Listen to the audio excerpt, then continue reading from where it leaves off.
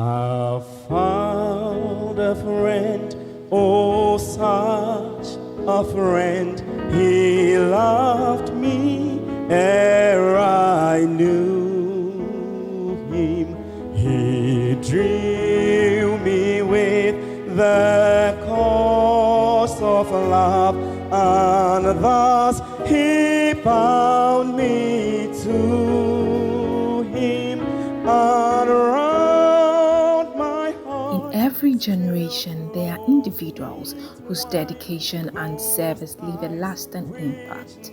One such woman is Mrs. ARABA Atasam, a devoted Christian, educator, and leader whose life has been an inspiration to many. Forever and forever.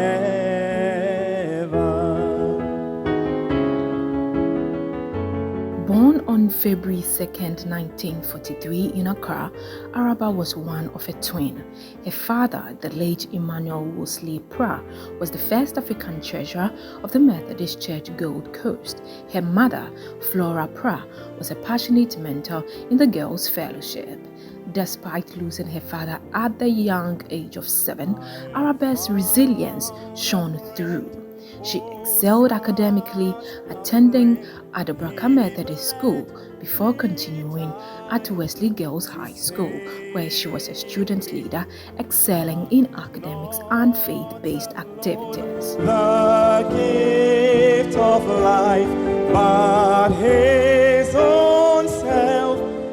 I'm John UK Pratt, the past late chairman of the Kofuda Diocese and past lay president at the Methodist Church Conference.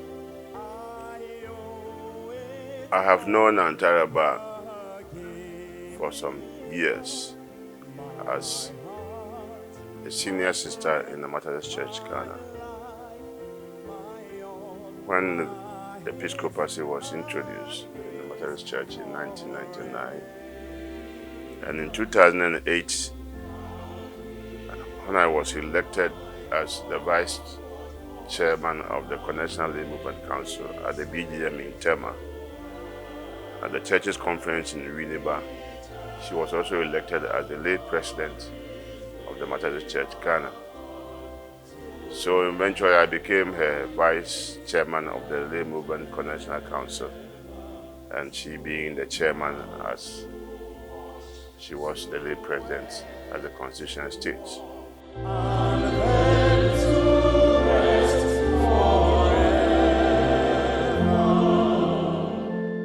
We all know Auntie ARABA Atasam is the fourth in succession of the female lay presidents for the Methodist Church Ghana. We recount and recall her time and her tenure of office. Very soft-spoken person, very dedicated, very humble looking, but really up to the task of leadership as far as our church hierarchy is concerned.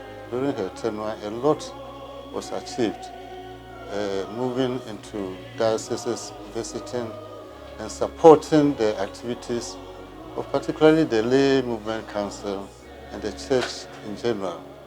I recall that he also worked very closely with the then presiding bishop, the administrative bishop, and had a very wonderful tenure of office. She later pursued a bachelor's degree in geography at the University of Ghana, Legon, graduating in 1966.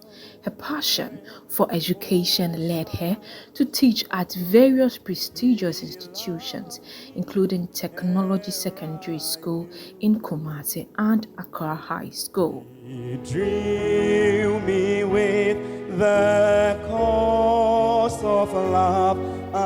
Beyond the classroom, Mrs. Sam's leadership extended into various organizations. She served on school boards, women's groups, and Christian fellowships. played key roles in the YWCA, Ghana Bible Society, and World Day of Prayer Committee. In 1975, during the International Women's Year, she traveled to the United States for a study tour and received a certificate in the African Educators Program at George Washington University in Washington, D.C.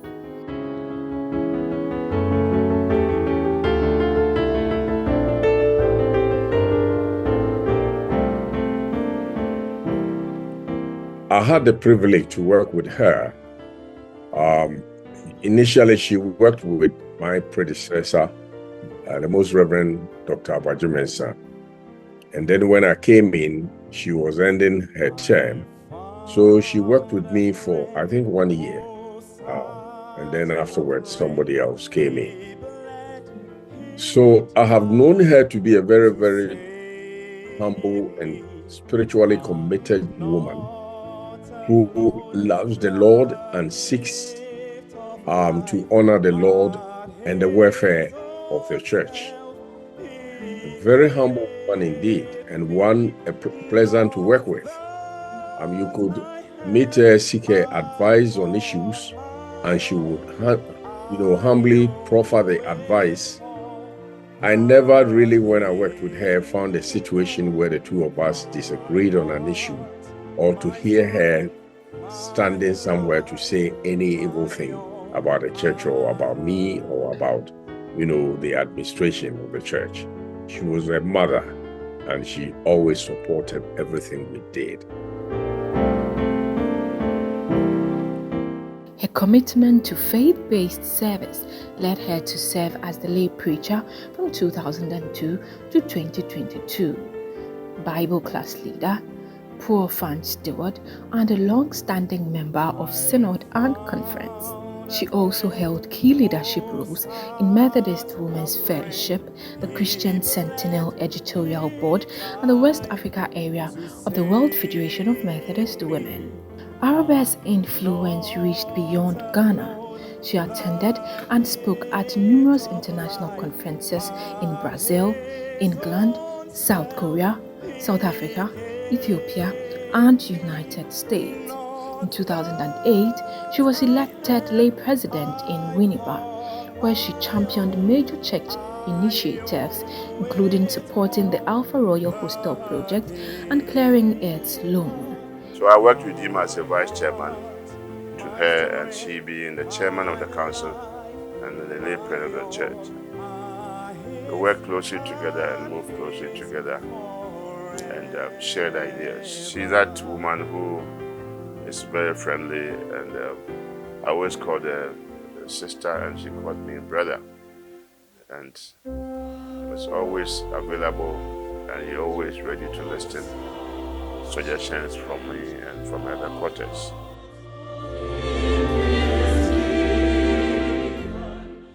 She is humble, she is prayerful, she is somebody who seeks the welfare of the church. And if there's something that we need to do, she's always rendering her services voluntarily, not counting the cost and not expecting anything from anybody. But she takes interest in simply serving her Lord through the Methodist Church Ghana. Even in her later years, she remained a dedicated patron and supporter of Calvary Singing Band, Boys and Girls Brigade, and Methodist Girls Fellowship. Beyond her public service, ARABA was a devoted wife to Brother Kramer W. Sam for over 60 years until his passing. She is blessed with 5 successful children and 12 grandchildren, all of whom carry forward her legacy of excellence and faith. I found a friend, oh such a friend. It was during her tenure as the lay president that we instituted the SHMH Memorial Lectures. And of course, she gave me the opportunity to become the chairman of the planning committee and also record the activities of the lay movement at 60, which also became the chairman of the planning committee until that time. And by her approval and by her consensus of whatever we brought in, we now have the lay movement activities being recorded. We had at 60, lay movement at 60, and then lay movement at 70 now. And we are now 75 years as a lay movement. And I believe her contribution as the chairman of the Connectional Lay Movement Council and the lay president of the church, we have achieved so much. And I believe she deserves to be honored as such. A friend, he loved me ere I knew him. I want to say to Aunt ARABA after some that I'm proud of you and I'm glad that you've been honored at this time. I knew the time will come for you to be honored through the lectures, and yet the time has come. I'm really, really happy, and I will be present to support you and to pay my respect to you for the work done and for the companionship you provided in terms of work. You know, you really showed a motherly love and care and concern for what we did. Your humility stands out, and I will always want to let people know how humble you have been in supporting the Methodist Church Ghana at various levels. Auntie ARABA, we really wish you very, very well. We congratulate you on this special occasion where you are being honored. We really have learned a lot from you, and we want to assure you that we will continue in the legacies that you and our forefathers have left. We wish you well. We wish you God's blessings and pray for strength in everything that you do, and we wish you all the best. As we reflect on her incredible journey, we are reminded that a life lived in service to God and humanity is a life well spent. Mrs. ARABA Tassan, a woman of faith, wisdom, and purpose. My strength, my life.